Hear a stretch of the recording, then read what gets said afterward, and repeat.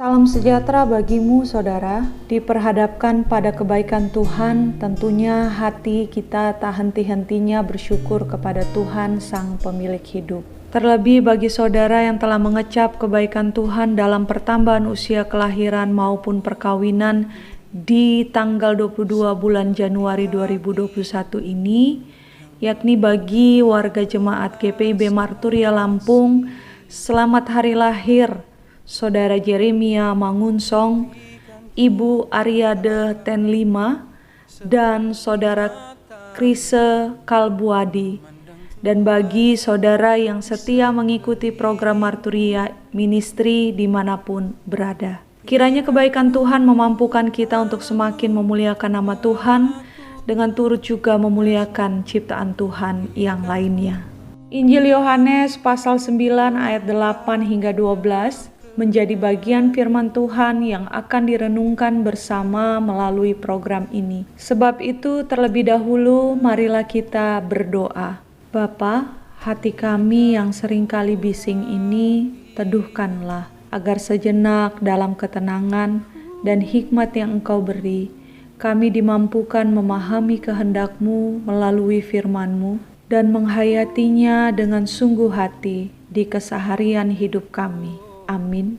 Injil Yohanes pasal 9 ayat 8 sampai 12 menyatakan, tetapi tetangga-tetangganya dan mereka yang dahulu mengenalnya sebagai pengemis berkata, bukankah dia ini yang selalu mengemis? Ada yang berkata, benar, dialah ini. Ada pula yang berkata, bukan, tetapi ia serupa dengan dia. Orang itu sendiri berkata, benar, akulah itu. Kata mereka kepadanya, bagaimana matamu menjadi melek? Jawabnya, orang yang disebut Yesus itu mengaduk tanah, mengoleskannya pada mataku dan berkata kepadaku, pergilah ke Siloam dan basuhlah dirimu. Lalu aku pergi dan setelah aku membasuh diriku, aku dapat melihat. Lalu mereka berkata kepadanya, di manakah dia?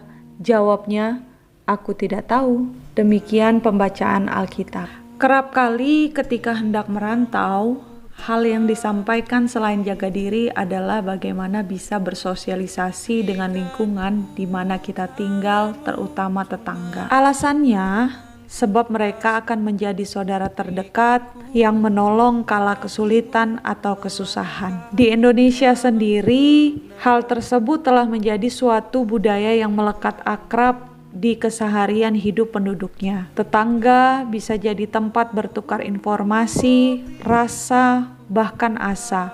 Namun kerap kali juga menjadi tempat untuk bergunjing. Pertanyaannya, mengapa narasi firman Allah pagi ini menyoroti tetangga? Firman Allah pagi ini menjadi kritik sosial terhadap budaya atau kebiasaan yang kerap kali muncul di kehidupan manusia, dan itu dimulai dari yang paling terdekat atau yang paling akrab.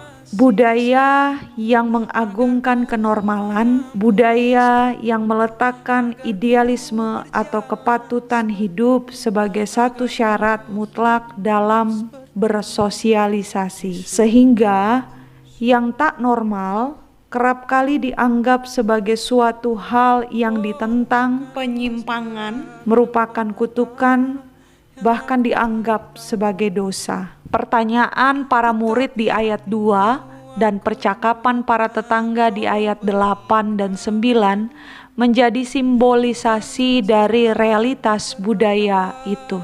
Sebab itu sikap Yesus seperti yang diceritakan kembali oleh orang buta, bahkan 2 kali disebutkan dalam firman ini, merupakan sikap yang hendak meruntuhkan budaya itu, sekaligus sikap yang mencerminkan akan karakter Allah yang begitu terbuka untuk melihat setiap ciptaan tanpa embel-embel kenormalan, kepatutan, atau idealisme semata. Bagi Allah, keselamatan yang diberikannya kepada ciptaannya bisa dialami oleh siapa saja tanpa terkecuali, termasuk hal apapun, bahkan siapapun, terbuka untuk menjadi yang diutus oleh Allah. Setiap hal yang dihadirkan Allah di alam semesta ini, yang disebut Tuhan sebagai ciptaannya, senantiasa dipandang dan dilihat Tuhan baik sebagaimana ketika Ia mencipta. Maka marilah kita berupaya untuk melihat seperti yang Tuhan lihat. Amin. Mengakhiri program hari ini, marilah kita berdoa.